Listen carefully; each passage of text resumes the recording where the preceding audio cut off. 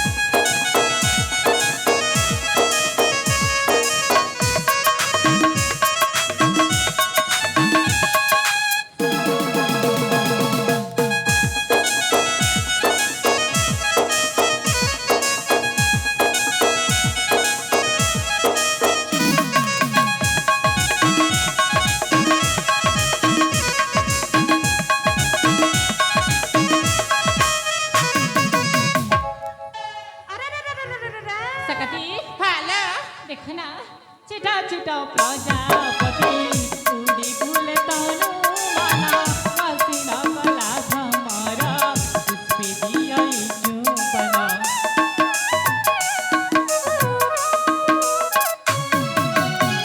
चिटा चिटा प्रजापति उड़ी फूले तनु मना वासिना कला हमारा पुष्पे दिया चुपना गुरु गुरु सबदा मधुबन करी बुले ससुरे कोइली रमत सुरे ए दृश्य देखिला सखिया बुझाहिला प्रेम रंग ढाली देला मोम नमः की गला ओ प्रेम रंग ढाली देला मोम नमः की गला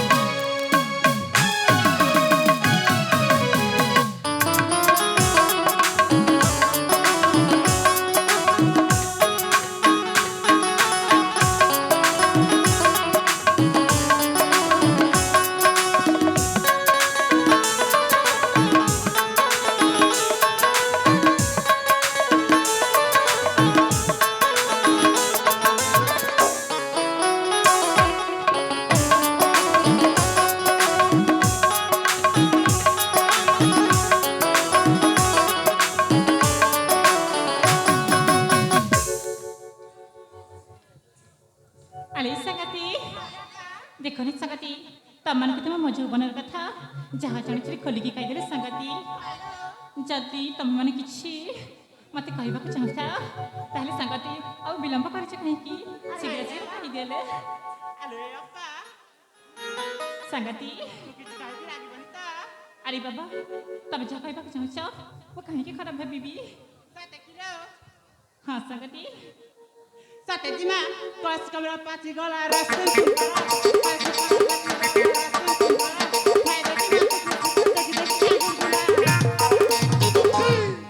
ये संगति Hello.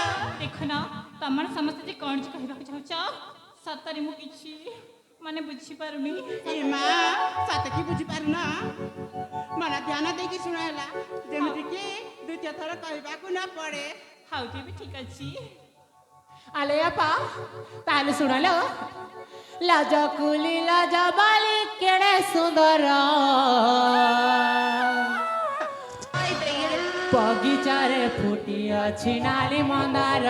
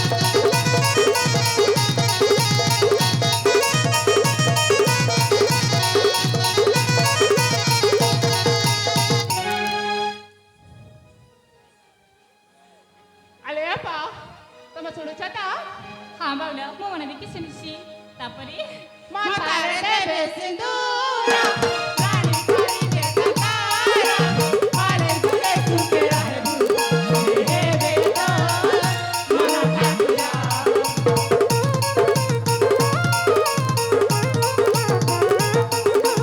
ମାତାରେ ଦେବେ ସିନ୍ଦୁର ରାଣୀ କରିବେ କକାର আলে ঘুরে সুখে রাহে হেবে তো মন ঠাকুরা যাই মলিকা করা সন্ন চম্পা নাগেশ্বর তুমি যাই মলিকা করা সন্ন চম্পা নাগেশ্বর দিনে দিন করে গাওটি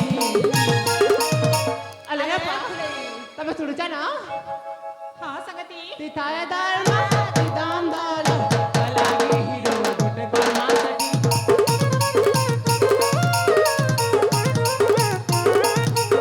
तिथाय धर्म तिदाम दाल कलागी भड्या गुटे कर्मासाठी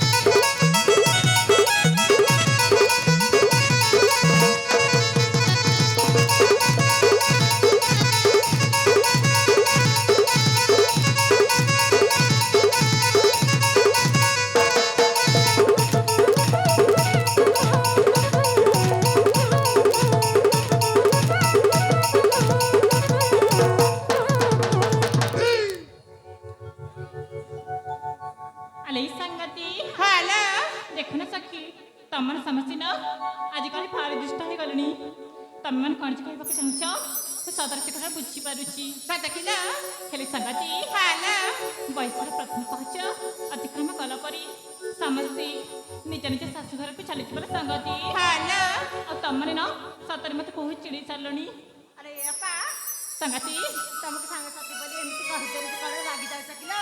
ହଉ ବାବା ଠିକ୍ ଅଛି ଆଉ ଦିନ ସେମିତି କହିବନି ହଉଲୋ ହଉ। ହେଲେ ସାଙ୍ଗତି ହ୍ୟାଲୋ ସତରୀ ଏ ଆସନ ମୋ ପାଖକୁ ଟିକେ କଣ କିଲୋ?